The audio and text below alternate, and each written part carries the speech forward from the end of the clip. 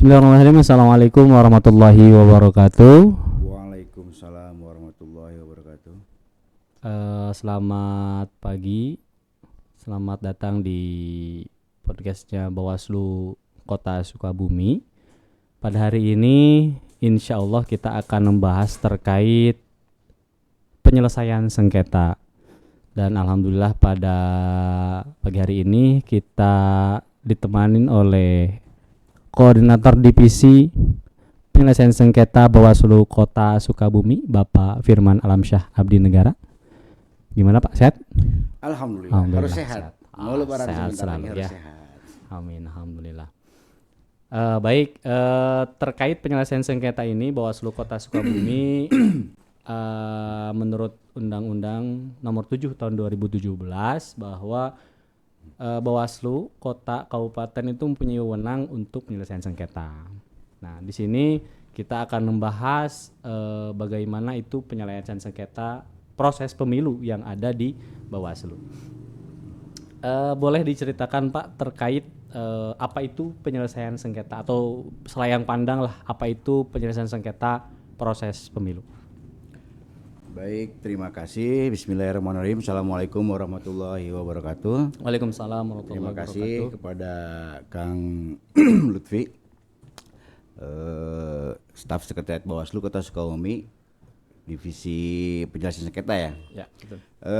Alhamdulillah bahwasannya hari ini kita bisa bersilaturahmi, bertatap muka lagi, berdiskusi kembali berkaitan dengan beberapa proses penyelesaian sengketa di tahapan pemilu dan di pemilihan, yang tentunya kita akan lebih dalam lagi mengkaji terkait dengan regulasi, baik itu undang-undang, Perbawaslu ataupun PKPU-nya.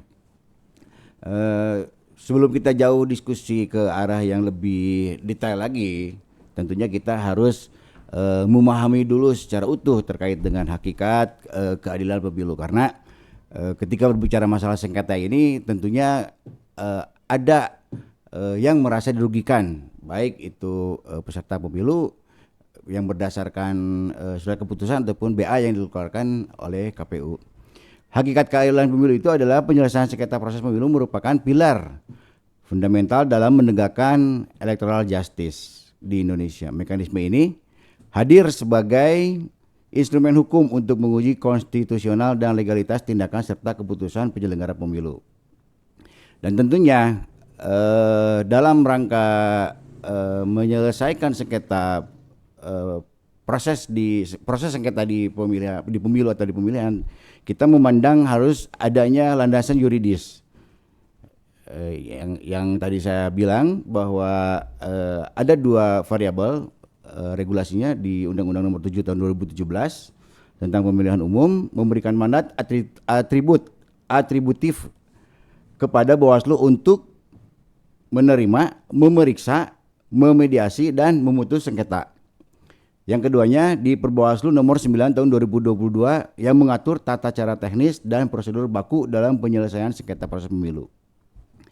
Ada yang perlu kita sampaikan juga bahwa sengketa ini dia ada objek dan subjek.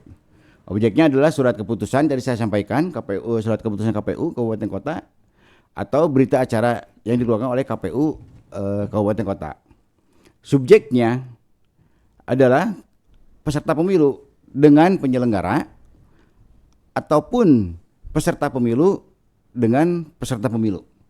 Itu mungkin sedikit selayang pandang terkait dengan proses penyelesaian sengketa. Adapun nanti mekanisme penyelesaian sengketanya, terus prinsip cepat dan sederhana, lalu modernisasi layanannya, nanti kita bahas lebih dalam lagi. Begitu Kang Upi. Ya, tadi disampaikan oleh Pak Kordiv bahwa penyelesaian sengketa itu kan orang yang merasa dirugikan. Betul ya? Dirugikan, dan ya kalau bisa dikatakan yang sakit hati lah ya, barisan sakit hati bahwa pengen mencari keadilan gitu ya di Bawaslu, bagaimana sengketa ini benar-benar dengan dengan betul ditangani oleh Bawaslu. Makanya saya di sini Kemudian bagaimana sih prinsip gitu ya? Prinsip dalam penyelesaian sengketa itu, Pak Kotip? Ya.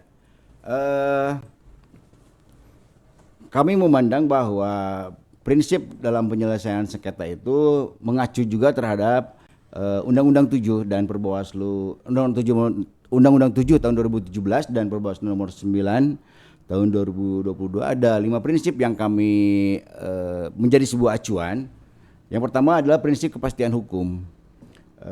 Karena pada dasarnya penyelesaian sengketa ini harus memberikan jawaban yang jelas dan memiliki landasan hukum yang kuat melalui regulasi yang berlaku agar tidak menimbulkan keraguan di masyarakat. Sebagaimana tadi Kang Upi sampaikan, ketika ada yang memohon atau misalkan ada yang merasa dirugikan pada proses tahapan dan diajukan bahwa itu adalah bagian daripada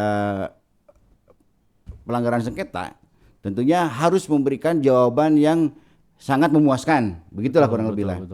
Walaupun misalkan ada kekosongan ruang yang kurang memuaskan juga. Ya, pasti ya, gitu ya. Pasti kalau yang sakit ada hati, pasti ada hal-hal namun yang kita seperti itu juga memiliki langkah strategi untuk bisa bagaimana caranya kedua belah pihak ini bisa sama-sama sepakat. Betul. Itu adalah bagian daripada strategi kita nanti di proses mediasinya. Lalu yang keduanya prinsip keadilan. Setiap peserta pemilu yang merasa haknya dirugikan oleh keputusan penyelenggara memiliki ruang yang setara untuk mencari keadilan melalui mekanisme hukum di Bawaslu. Betul. Jadi tumpuannya di Bawaslu. Lalu yang ketiganya prinsip kecepatan dan ketepatan. Sebagaimana tadi saya bilang bahwa Bawaslu diberikan kewenangan untuk menyelesaikan sengketa cepat di lokasi kejadian. Misalkan pada saat kampanye, betul. Pada saat kampanye ada satu parpol yang sudah terjadwalkan oleh KPU. Betul. Nah, tiba-tiba ada parpol yang lain juga melakukan kampanye pada hari yang sama di luar jadwal KPU. Itu kan sudah bagian daripada sengketa. Tiba-tiba bentrok misalkan di jalan, bentrok di jalan. Nah, itu bisa kita selesaikan di lapangan pada saat itu juga melalui sengketa cepat. Tidak melalui mediasi ataupun adjudikasi. Dan bisa mengajak tokoh atau itu bisa juga? Bisa menjadi tokoh sebagai saksi lah ya, sebagai saksi ataupun misalkan nanti penengah lah membantu memediasi gitu ya. Lalu yang keempatnya prinsip final dan mengikat. Putusan Bawaslu mengenai penyelesaian sengketa proses pemilu bersifat final dan mengikat kecuali untuk kasus tertentu seperti verifikasi partai politik ataupun penetapan DCT yang masih dapat diajukan ke PT-UN, Pengadilan Tinggi Pengadilan Tata Usaha Negeri. Lalu yang terakhir prinsip transparansi dan akuntabilitas. Proses musyawarah dan pengambilan keputusan harus dilakukan secara terbuka agar publik dapat mengawasi jalannya penegakan keadilan pemilu. Karena kita juga menyadari bahwa keterbatasan SDM di Bawaslu khususnya di Bawaslu Kota Sukabumi, karena memang pada saat proses tahapan kemarin kita mempunyai pasukan di ad hoc, baik itu di kecamatan sampai dengan di tingkat PTPS, itu sangat terbatas. Artinya bagaimana caranya kita bisa memaksimalisasi potensi ataupun SDM yang tersebut yang memang terbatas. Akhirnya kita melakukan upaya-upaya langkah konkret dengan melakukan beberapa peningkatan kapasitas ataupun diskusi yang berkaitan dengan regulasi agar teman-teman dari pengawas kecamatan ataupun kelurahan bisa memahami regulasinya secara utuh dan bisa menyampaikan juga terhadap masyarakat setempat agar masyarakat juga bisa memahami apa yang namanya penanganan pelanggaran, apa yang namanya penyelesaian sengketa. Begitu, Ngopi. Siap, baik. Berarti kan ada kita juga kalau misalkan ketika tadi kan berbicara ada ad hoc ya. Kita di bawah Bawaslu kan secara hierarkis ada di bawah Bawaslu Kota Sukabumi itu ada namanya Panwascam ya. Ya, Panwascam ya, itu juga kan mempunyai wewenang kalau tidak salah ya. Mempunyai wewenang untuk menyelesaikan sengketa cepat. Nah, ini berbicara sengketa itu di Bawaslu Kota Sukabumi itu pernah ketika pemilu maupun pemilihan itu ada permohonan sengketa ke Bawaslu Kota Sukabumi gitu? Kalau waktu di pemilu kemarin data yang kita punya itu ada tiga pemohon ya. 3 permohonan ya? Ada permohonan di pemilu. Dua diantaranya dari PKN dan Garuda. Namun dari Partai Garuda ini gugur karena mencabut laporannya. Dan yang PKN itu berakhir pada putusan. Yang satunya lagi di pemilihan di pilkada, permohonan penyelesaian sengketa antar peserta di wilayah Gunung Purwu dan alhamdulillah teman-teman kecamatan juga bisa langsung mengeksekusi kewajiban tersebut karena diatur juga dalam undang-undang ataupun di Perbawaslu 9 itu bahwa teman-teman kecamatan juga mempunyai kewenangan untuk bisa langsung menyelesaikan proses sengketa tersebut. Oh ya, tentunya tadi juga dibahas kan terkait yang di kecamatan Panwasam itu karena mereka juga udah dibekalin kan Sudah sebelumnya, dibekalin juga. dibekalin dengan diskusi, Ya. terus rapat koordinasi dan lain sebagainya sehingga mereka mampu karena ada tadi disampaikan ada dua permohonan ya kalau yang Ya. sengketa cepat itu yang di pemilu dan pemilihan dan keduanya ternyata Panwascam juga mampu ya menyelesaikannya seperti itu. Alhamdulillah. Ngurangi beban kerja Bawaslu lah ya, kurang lebih seperti itu. Ya, karena kan ini kan cepat ya harus Iya. karena berbicara tahapan pemilu itu kan sangat sangat Dinamikanya lah, banyak, dinamikanya ya. luar biasa. Luar biasa. Kemudian terkait tadi kan ada apa namanya? Ada permohonan, ada permohonan dari orang yang mau menyelesaikan sengketa permohonannya. Nah, itu gimana sih tata caranya? Pengen tahu gitu, tata cara penyelesaiannya seperti apa? Jadi memang semua proses pelaporan baik itu di penanganan pelanggaran atau misalkan di penyelesaian sengketa ada mekanisme ataupun tata cara yang sudah diatur dalam regulasi. Betul. Yang tadi saya sampaikan itu di Undang-Undang 7 Undang-Undang 7 tahun 2017 ini mengatur terkait dengan definisi mekanisme dan lembaga yang berwenang menyelesaikan sengketa proses. Spesifikasinya ada di pasal 466 hingga pasal 472. Lalu yang lebih spesifikasinya lagi ada Perbawaslu 9 tahun 2022 terkait dengan mengatur secara detail tentang tata cara penyelesaian sengketa proses pemilu meliputi prosedur permohonan verifikasi hingga proses musyawarah dan adjudikasi. Apa yang disebut dengan mekanisme mediasi dan adjudikasi adalah tahapan untuk mencapai kesepakatan antar pihak atau pengambil keputusan oleh majelis jika kesepakatan tidak tercapai. Nah, selain daripada Undang-Undang 7 tahun 2017 dan Perbawaslu 9 tahun 2022, ini juga didukung juga oleh regulasi lainnya. Di antaranya Peraturan Mahkamah Agung nomor 5 tahun 2017 mengatur tentang tata cara penyelesaian sengketa proses pemilu di Pengadilan Tata Usaha Negara setelah upaya administratif di Bawaslu selesai. Lalu Perbawaslu nomor 2 tahun 2020 mengatur tata cara penyelesaian sengketa khusus untuk pemilihan gubernur, bupati dan wali kota. Nah, ini khusus, jadi dia Perbawaslu yang khusus untuk menangani sengketa yang terkait dengan gubernur, bupati dan wali kota. Lalu ada juga di PKPU nomor 15 tahun 2024 mengatur tindak lanjut rekomendasi Bawaslu dalam penanganan pelanggaran atau sengketa tertentu yang wajib dieksekusi oleh KPU. Ketika misalkan Bawaslu merekomendasikan bahwa proses sengketa itu sudah terpenuhi dan kami rekomendasikan, dan apabila tidak direkomendasikan oleh KPU tentunya ada sanksi pidana. Sanksi, oh ya. Yang dijatuhkan nanti ke KPU gitu. Betul, berarti terkait tata cara itu secara garis besarnya kurang lebih orang yang memohon ada permohonannya ada kemudian pemohon. kita proses mediasi Ya, habis mediasi mungkin kalau mediasi gagal berarti lanjut ke adjudikasi ya sampai ke putusan gitu. kurang lebih kalau secara garis besar ya seperti Ya, itu seperti tadi itu. disampaikan secara rincinya tadi sama Pak Kordi, kemudian secara kesimpulannya seperti itu. Jadi ada permohonan, mediasi gagal, kemudian ada adjudikasi dan putusan. Kemudian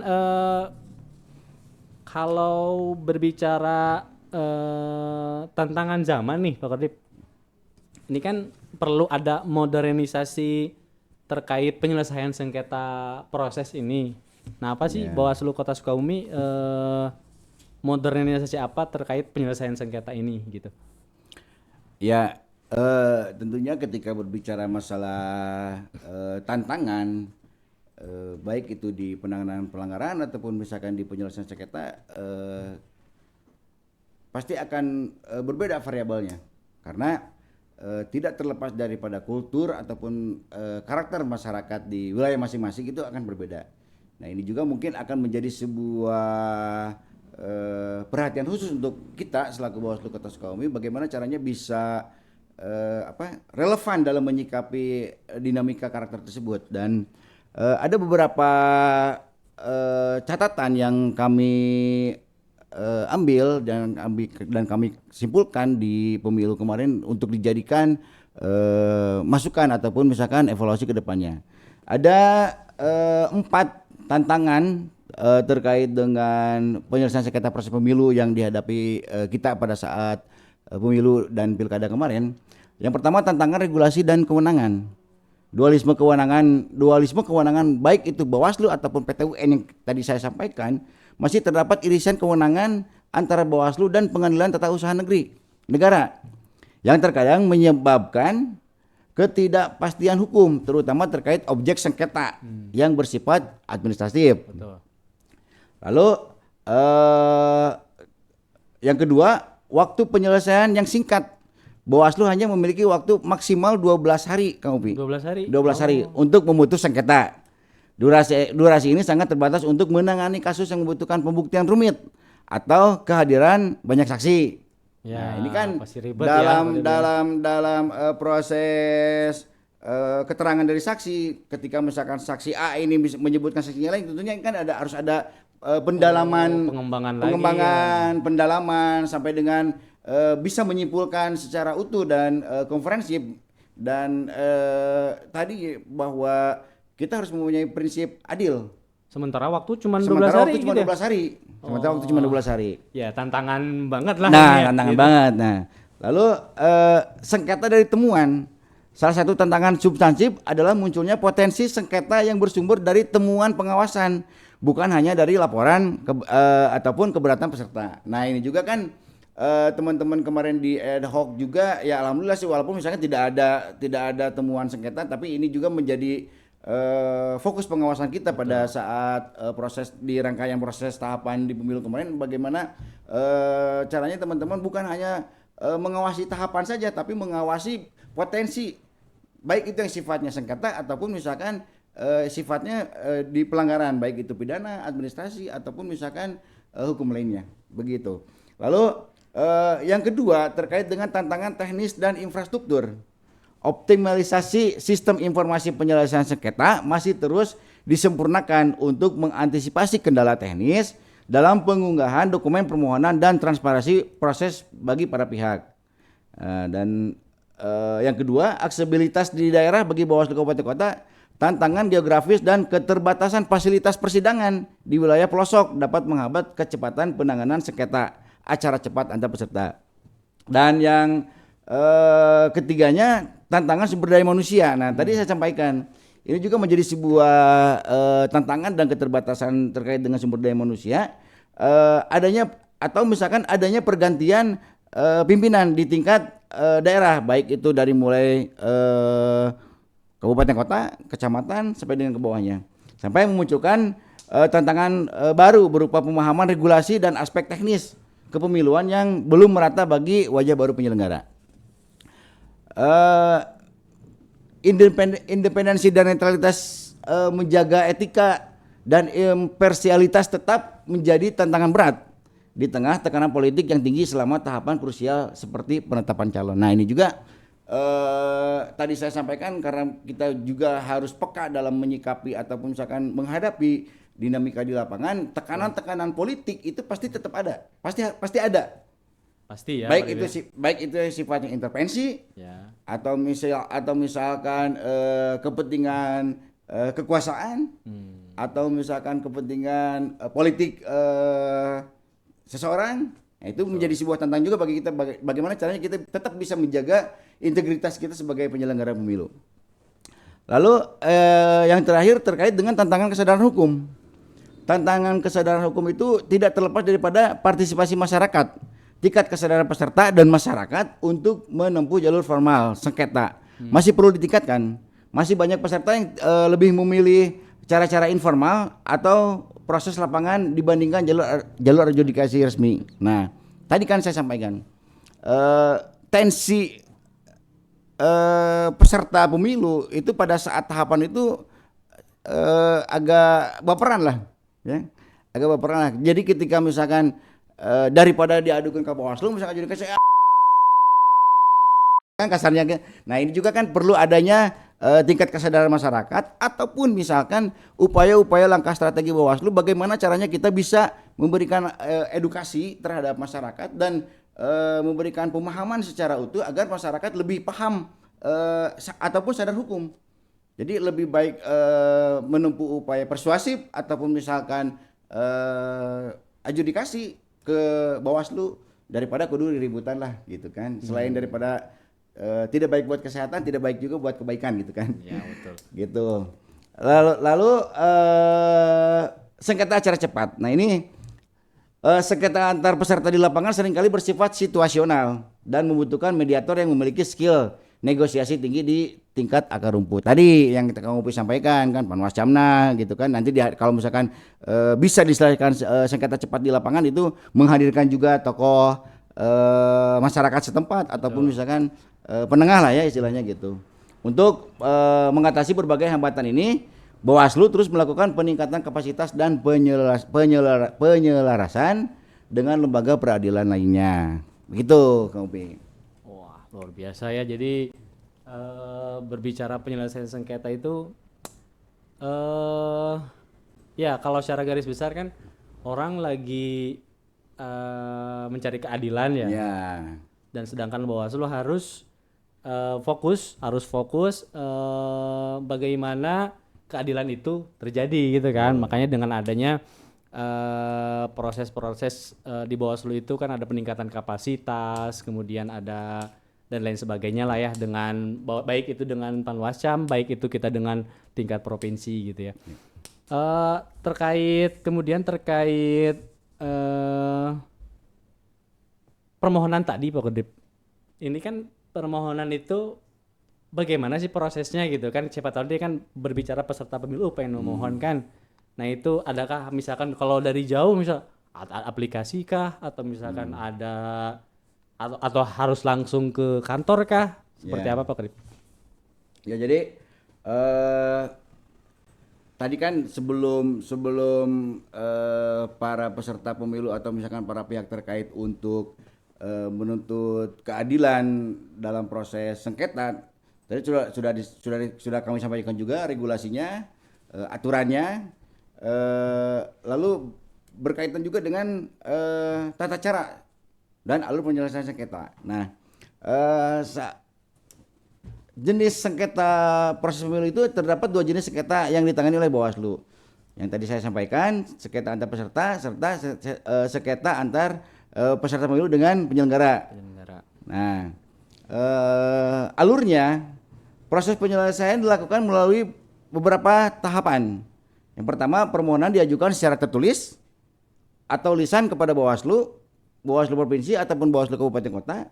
Lalu setelah permohonan tersebut diajukan, langkah berikutnya adalah mediasi ataupun musyawarah. Upaya mencapai kesepakatan antar pihak yang bersengketa, jika sepakat hasilnya dituangkan dalam putusan kesepakatan. Baik itu musyawarah tertutup ataupun musyawarah terbuka.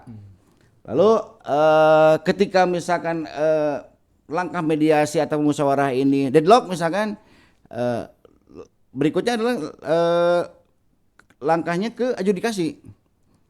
Jika mediasi gagal, Bawaslu akan melakukan proses persidangan untuk memeriksa bukti dan saksi sebelum mengeluarkan putusan terakhir. Gitu, Kak Upi. Jadi ada dua mekanisme, baik itu mediasi ataupun adjudikasi. Makanya gitu. Tapi sebelumnya harus ada pelapor dan terlapor dulu gitu kan. Iya. permohonan. Permohonan dulu ya. Permohonan dulu. Permohonannya bisa langsung ke sini ya? Bisa langsung ke sini. Bisa langsung ke sini. Ya. Kalau misalkan nggak bisa, nggak misal dari jauh, misal lokasinya bisa lewat apa gitu, aplikasi atau apa gitu. Kalau Permohonannya, mengajukan permohonannya, ada sistem apa gitu. ya tadi itu yang SIPS ya kalau nggak salah ya tadi. Sistem Informasi Penyelesaian Sengketa. Oh, lewat SIPS. Lewat Oh, SIPS, bisa juga ya. ya lewat itu. Berarti secara langsung bisa, Ya, secara tidak langsung bisa. pun lewat. Tapi sekarang lagi masa tahap penyempurnaan. Kalau kemarin kan baru viewers untuk melakukan masyarakat bisa langsung melihat sejauh mana proses penyelesaian sengketa yang dilakukan oleh Bawaslu. Nah, nanti mungkin mudah-mudahan ke depannya aplikasi ini bisa diimplementasikan atau misalkan bisa dieksekusi oleh masyarakat secara luas, karena memang tadi yang terkait dengan tantangan Modernisasi zaman ya. lalu geografis juga Ya. karena mungkin infrastruktur jalan yang agak kurang bagus misalkan, itu kan akan menyebabkan sebuah kesadaran masyarakatnya agak kurang agak kurang, jadi malas lah gitu kan kalau misalkan jauh udah jalan lagi butut, nah misalnya kayak gitulah. Tapi kan kalau misalkan ada aplikasi itu kan bisa membantu masyarakat juga dalam melakukan upaya mencari keadilan melalui proses sengketa. Baik, terima kasih Pak Kordip. Mungkin ada kesimpulan Pak Kordip yang bisa disampaikan pada podcast kali ini? Kesimpulannya ya tadi ya, ketika berbicara masalah sengketa, tentunya kan ini berbicara masalah hak suara ya. Hak suara, dan tentunya bahwa Bawaslu, khususnya Bawaslu Kota Sukabumi, melakukan upaya-upaya langkah strategis dan konkret dalam mengawasi ataupun misalkan mengamankan hak para peserta agar tidak dicurangi ataupun misalkan tidak terjadi hal-hal yang tidak diinginkan oleh para peserta. Lalu penyelesaian sengketa proses bagian daripada demokrasi. Dengan adanya mekanisme ini, setiap potensi kerugian administratif dapat dikoreksi melalui jalur hukum yang bermartabat sehingga integritas proses dari hasil pemilu tetap terjaga demi kedaulatan rakyat. Begitu, Ngobi. Oke, baik. Terima kasih Pak Kordip, Bapak Firman Alamsyah Abdi Negara yang sudah menyampaikan pada podcast kali ini. Mudah-mudahan bisa menjadi edukasi ya buat para penonton nanti di podcast yang akan ditayangkan di YouTube-nya Bawaslu Kota Sukabumi. Terima kasih Pak Kordip untuk podcast hari ini. Hatur nuhun. Assalamualaikum warahmatullahi wabarakatuh. Waalaikumsalam warahmatullahi wabarakatuh.